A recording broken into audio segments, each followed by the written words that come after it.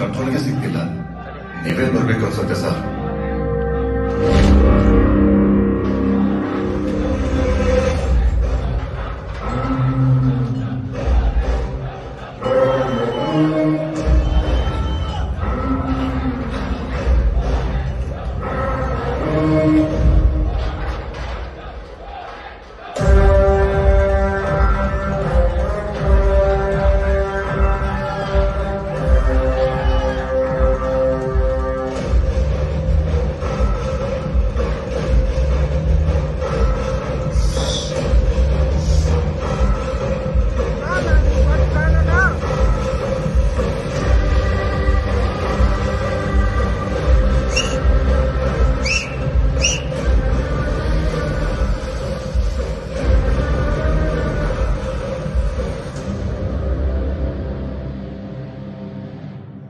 ನಮಸ್ಕಾರ ಎಲ್ಲ ದೊಡ್ಡ ಮಂದಿಗೆ.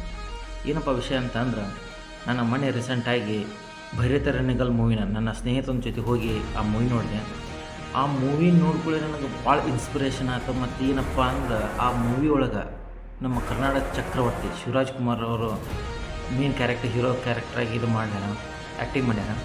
ಅದರೊಳಗೆ ನನಗೇನು ಭಾಳ ಇಷ್ಟ ಆಯ್ತು ಅಂತಂದ್ರೆ, ಆ ಕಡು ಬಡತನದಿಂದ ಹುಡುಗ ಗ್ಯಾಂಗ್ಸ್ಟರಾಗಿ ಹೆಂಗೆ ಕನ್ವರ್ಟ್ ಆದ, ಅವ್ನಿಗೆ ಏನೇನು ಕಷ್ಟ ಬಂತು ಮತ್ತು ಆ ಊರಿನ ಸಂಬಂಧ ಅವ ಏನು ಹೋರಾಡಿದ ಅನ್ನೋದು ಆ ಮೂವಿ ಒಳಗೆ ಐತಿ. ನನಗದು ಮೂವಿ ನೋಡಿ ಭಾಳ ಅಂದ್ರೆ ಭಾಳ ಇಷ್ಟ ಆಯ್ತು. ಮತ್ತು ಆ ಮೂವಿ ಒಳಗೆ ಒಟ್ಟು ಬೋರಿಂಗ್ ಇಲ್ಲ.